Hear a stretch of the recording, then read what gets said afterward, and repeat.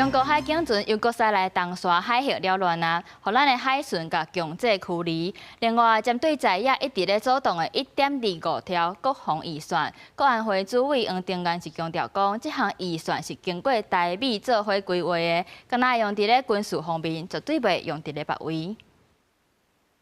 中国持续对台湾这片铺设地带侵扰，相关两方情势紧张。海巡署东南沙分署伫14正找到中国海警船3501出现伫东沙海峡，研判有可能侵入咱国的限制水域，水调派分林舰、高雄舰以2对1的方式展现强势执法，专程紧逼驱离。你立即转向，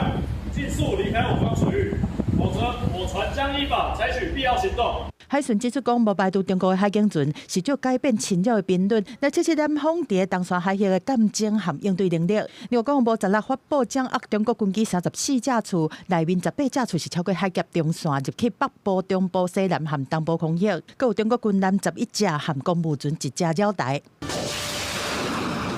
面对中国无放弃用武力来还台，国防部要透过1.25条国防特别预算来提升战力，但所好在野这个预算铺编，真侪摆拢甲特别条例动落来。国安会主委黄忠元接受媒体专访，表示这摆8年1.25条的特别预算是经过台美做伙讨论，敢若用伫建军的必要性，未用伫其他所在。这8年1.25兆，这所有的这些项目，这整个一个 package， 基本上就是台湾我们的国防单位、安全单位跟美方。 那这样子一起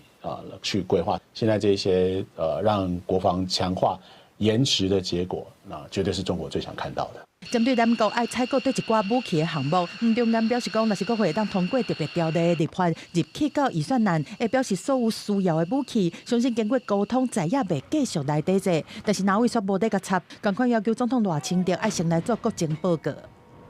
那你不报告，你不去交代这1.25兆？ 连程序正义你都不守的时候，我只能说卡预算的、卡1.25兆的、卡特别军购的，就是赖清德总统。美国这边除了关注观测台湾的国防预算，嘛用实际行动来支持台湾提升自我防卫能力。美国众议院通过外国军事用资法案，提供台湾包括3亿美金的补助和20亿美金的贷款保证，要来帮助台湾强化协助力量。记者综合报道。